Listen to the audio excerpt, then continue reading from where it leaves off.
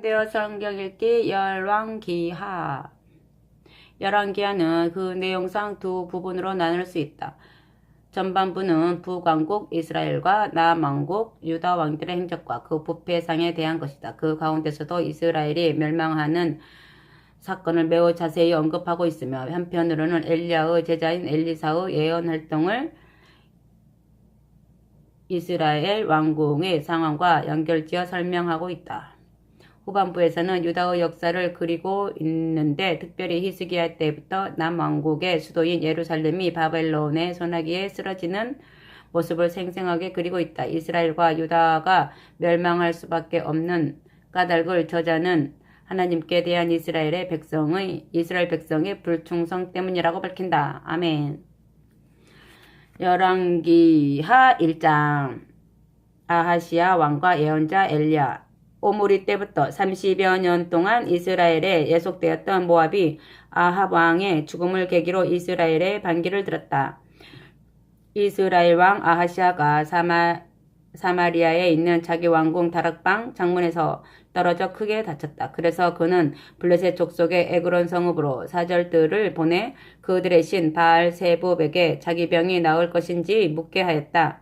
그러나 여호와께서는 디셉 출신의 예언자 엘리야에게 천사를 보내 명령하셨다. 너는 지금 에그론으로 내려가는 왕의 사절들을 쫓아가서 이렇게 전하해라. 도대체 이스라엘의 신이 없어서 애국에까지 가서 에그론의 신 바알 세붑에게 물어야 하겠느냐?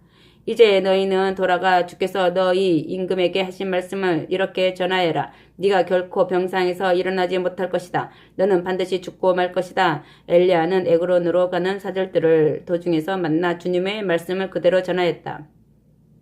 사절들이 중도에서 돌아오자 왜 벌써 돌아왔느냐 하고 왕이 물었다.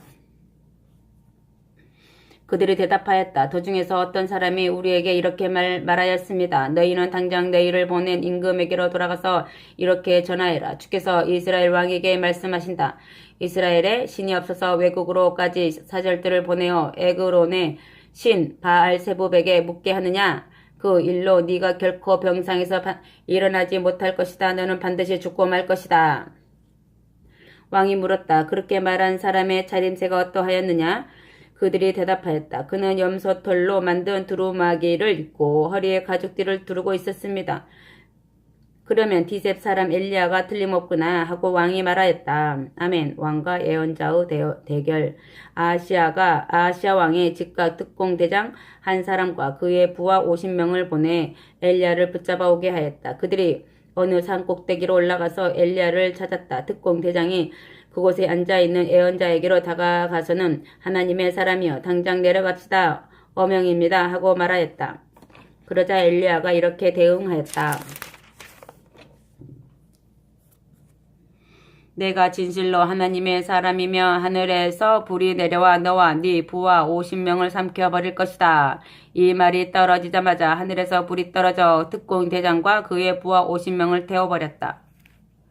그러나 왕은 다른 특공대장과 그의 부하 50명을 또 보냈다. 그도 엘리야에게 똑같이 말하였다. 하나님의 사람이여 당장 내려갑시다. 어명입니다. 엘리야는 이들에게도 똑같이 대응하였다. 내가 진실로 하나님의 사람이며 하늘에서 불이 내려와 너와 네 부하 50명을 삼켜버릴 것이다. 이 말이 떨어지자마자 하늘에서 불이 떨어져 특공대장과 그의 부하 50명을 태워버렸다. 왕이 세 번째로 특공대장과 그의 부하 50명을 또 보냈다. 그는 엘리야가 있는 산으로 올라가 그 앞에 무릎을 꿇고 엎드려 간청하였다. 저의 목숨과 제 부하들의 목숨만은 살려주십시오. 이미 2번이나 특공대장과 그의 부하들이 하늘에서 내려온 불에 맞아 즉사하였으니 이번만은 죽지 않게 해주십시오. 이 순간에 여호와께서 천사를 보내어 엘리야에게 이르셨다. 그와 함께 내려가라. 두려워하지 말고 왕을 만나거라. 엘리야는 즉시 일어나 그와 함께 왕에게로 갔다. 엘리야가 왕에게 주님의 말씀을 전하였다. 여호와께서 임금님에게 하시는 말씀을 들으시오. 너는 왜 에그론의 신 바알 세붑에게 사람을 보냈느냐? 이스라엘에는 그 말을 물을 만한 신이 없다고 생각해서 그랬느냐? 너는 그 일로 인해 침상에서 일어나지 못하고 반드시 죽을 것이다. 엘리야가 전한 여호와의 말씀대로 아하시아 왕이 죽었다. 그에게는 아들이 없었기 때문에 그의 아우 여호람이 그의 뒤를 이어서 왕이 되었다. 이때는 여호사밧의 아들 여호람이 유다를 다스린 지 2년째 되던 해였다. 이 밖에도 아하시아 왕의 행적에 대해서는 이스라엘 왕들의 궁중 일기에서 찾아볼 수 있다. 아멘. 엘리야의 승천 2장. 여호와께서 회오리 바람으로 엘리야 예언자를 하늘로 데려가실 때가 되어 길을 떠나려 하는데 엘리사가 따라 나섰다. 엘리야가 그에게 자네는 여기 남아있게 나는 주께서 말씀하신 대로 베델로 가겠네 하고 말하였다. 그러나 엘리사는 엘리야의 말을 듣지 않았다. 주께서 확실히 살아계시고 선생님이 확실히 살아계심을 두고 맹세하지만 저는 결코 선생님 곁을 떠나지 않겠습니다. 이리하여 그들은 함께 베델로 내려갔다. 베델에 있는 예언자 수련생들이 엘리사에게로 와서 물었다. 여호와께서 오늘 당신의 선생님을 하늘로 데려가실 텐데 알고 계십니까? 엘리사가 대답하였다. 나도 알고 있으니 조용히들 있으시오.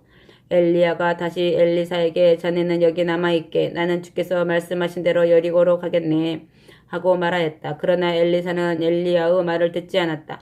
주께서 확실히 살아계시고 선생님이 확실히 계심을 두고 맹세하지만 저는 결코 선생님 곁을 떠나지 않겠습니다. 그래서 그들은 베델에서 남동쪽으로 떠나 여리고에 이르렀다. 여기서도 예언자 수련생들이 엘리사에게 와서 물었다. 여호와께서 오늘 당신의 선생님을 하늘로 데려가실 텐데 알고 계십니까? 엘리사가 대답하였다. 나도 알고 있으니 조용히들 있으시오. 엘리야가 세 번째로 자신과의 동행을 엘리사에게 만류하였다. 자네는 부디 여기에 남아있게 나는 주께서 말씀하신 대로 요단강으로 가겠네. 그러나 엘리사는 여전히 단호한 태도로 엘리야의 말을 따르지 않았다. 그래서 엘리야는 하는 수 없이 엘리사와 함께 요단 강가로 걸어갔다. 그런데 여리고에 있는 예언자 수련생 중 50명이 뒤따라오다가 두 사람이 함께 요단 강가에 이르러 멈추어 서는 것을 멀리서 바라보게 되었다. 엘리야가 자기의 두루마리를 말아서 강물을 치자 물이 갈라져서 그 두 사람은 마른 땅을 밟고 강을 건넜다. 그렇게 하여 요단강의 건너편에 이르자 엘리야가 엘리사에게 물었다. 주께서 나를 데려가시기 전에 내가 자네를 위하여 무엇을 해 주면 좋겠는가?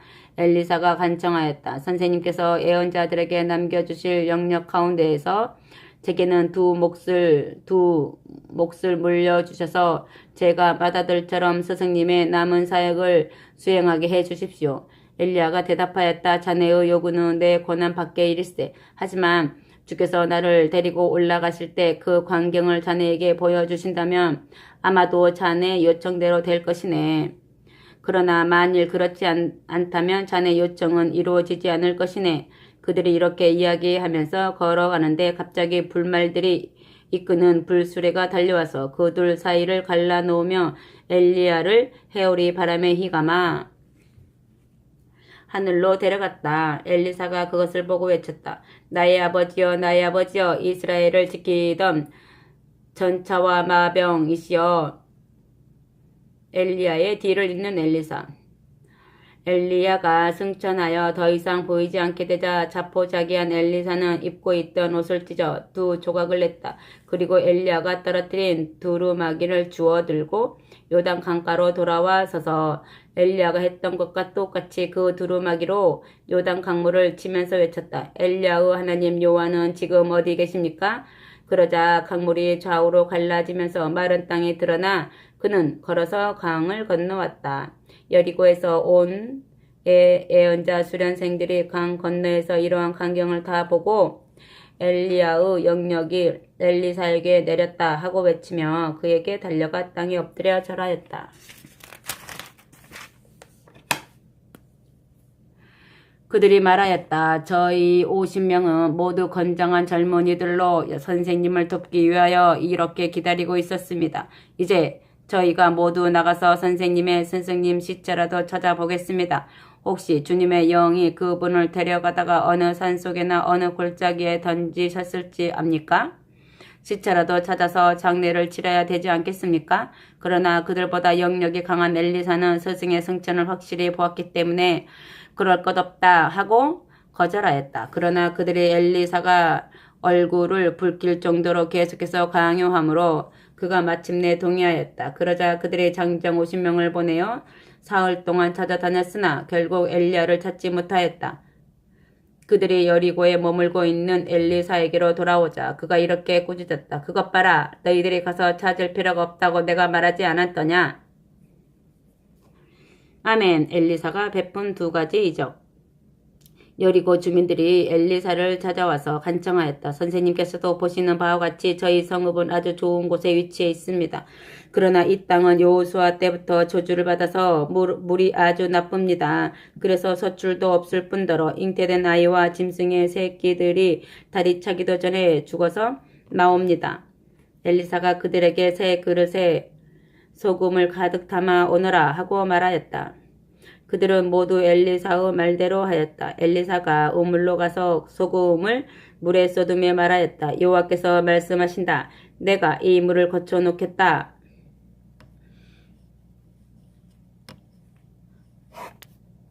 앞으로는 이 물을 마시고 죽거나 유산하는 일이 없을 것이다. 그러자 그 물이 엘리사의 말대로 그때부터 어느 날까지 생수가 되었다.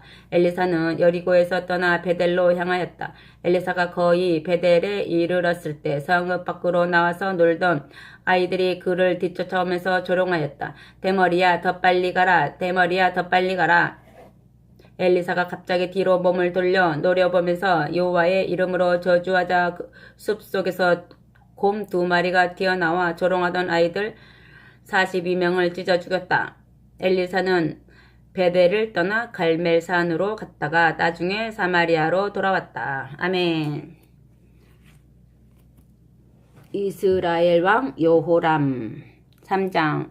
유다 왕 여호사밧 18년에 아합의 둘째 아들 여호람이 이스라엘 왕이 되었다. 그는 사마리아에서 12년 동안 다스렸다. 그도 여호와의 눈에 거슬리는 일들을 많이 저질렀으나 그의 아버지 아합과 어머니 이세벨처럼 악하지는 않았다. 그는 형 아하시아가 심판받아 죽는 것을 보고 조금은 주님을 두려워하게 되었다. 그래서 그는 부왕이 바알을 위하여 만들어 세운 돌기둥 우상을 전국에서 제거하였다. 그러나 그는 느밧의 아들 여로보암 왕이 이스라엘 백성을 그릇 인도하여 죄를 짓게 한 그 우상 숭배와 음행에서는 떠나지 못하였다.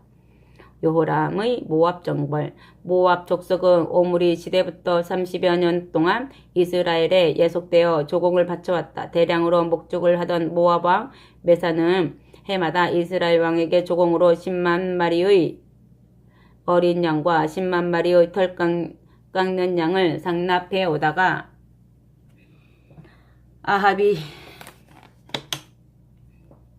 아합이 죽자 이스라엘의 반기를 들고 조공을 거부하였다. 그러자 이스라엘 왕 여호람이 즉각 수도 사마리아에서 전선으로 나아가 온 이스라엘 군대를 모으고 유다 왕 여호사밧에게도 연합전선을 요청하였다. 모압 왕이 나를 배반하였습니다. 내가 그를 치러 갈 작정인데 나와 함께 나가서 싸우지 않겠습니까? 여호사밧은 이미 아합과 동맹을 맺었기 때문에 그 제안에 동의하였다. 나도 함께 나가 싸우겠습니다. 내 마음도 당신의 마음과 같고 내 백성도 당신의 백성과 같고 나의 군마도 당신의 군마와 같습니다.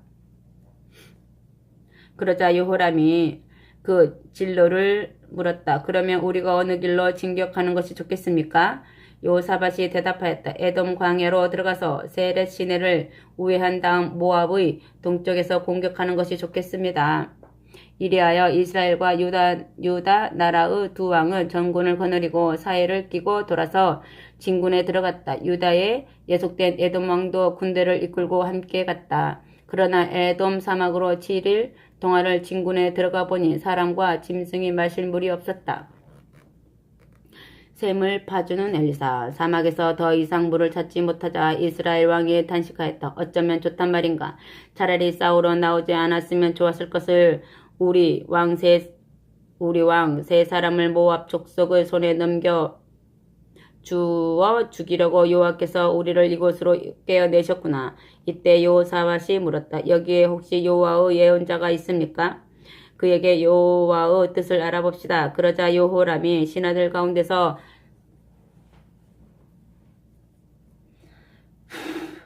한 사람이 대답하였다. 사밧의 아들 엘리사가 여기 있습니다. 그는 엘리야를 섬기던 사람입니다. 여호사밧이 말하였다. 그러면 우리에게 여호와 뜻을 알려줄 수 있겠군요. 그리하여 세 왕은 엘리사가 있는 곳으로 향했다. 엘리사는 이스라엘 왕을 보고 책망하였다. 무슨 일로 임금님이 나를 찾아오십니까? 임금님의 아버지와 어머니가 항상 찾아다니던 그 예언자들에게나 가서 물어보십시오. 그러나 왕은 겸손히 간청하였다. 그들은 이제 우리를 도울 수가 없소. 우리 세 왕을 이곳으로 끌어다가 모압 왕의 손에 넘겨 죽이기로 작정하신 분은 여호와이시기 때문이요. 엘리사가 도전적으로 대답하였다. 내가 섬기는 만유의 주 여호와께서 확실히 살아계심을 두고 맹세하지만 유다 왕 여호사밧을 생각하지 않는다면 내가 당신에게 대꾸는커녕 쳐다보지도 않았을 것입니다. 그러나 이제는 당신의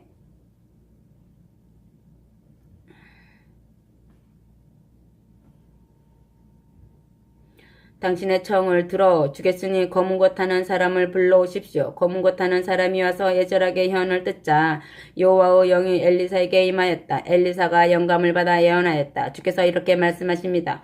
너희는 이 말라 터진 개울 바닥에 수없이 많은 웅덩이를 파 놓아라. 너희에게는 바람 부는 소리도 들리지 않고 소나기 쏟아지는 것도 보이지 않을 것이지만 멀리 서쪽에서 내린 비로 인해 이 골짜기에 물이 가득 차서 너희 왕과 군인들과 짐승들이 충분히 마시게 될 것이다. 이어서 엘리사는 더 놀라운 예언을 하였다. 그러나 여호와께서는 이보다 더 큰 일을 하실 것입니다. 주께서는 모압 군대를 여러분의 손에 넘겨주실 것입니다. 여러분은 그들이 튼튼하게 요새화해 놓은 성읍들을 모두 정복하고 그들의 아름다운 과일 나무들을 모두 잘라버리고 그들의 우물도 모두 메워버릴 것입니다. 또한 그들의 기름진 땅에도 돌을 던져서 황무지로 만들어 더 이상 아무도 경작할 수 없게 할 것입니다. 과연 그 다음날 아침 성전에서 새벽 기도를 드릴 시간이 되자 에돔의 산속에서 많은 물이 흘러나와 그 온 지경에 물이 가득히 고였다. 아멘. 모압의 패전. 그동안에 이스라엘과 유다와 에돔의 세 왕들이 모압을 치러 왔다는 소문이 모압 전국에 퍼졌다. 그래서 모압 백성 가운데 싸울 수 있는 사람들은 모두 소집되어 국경지대에 배치되었다.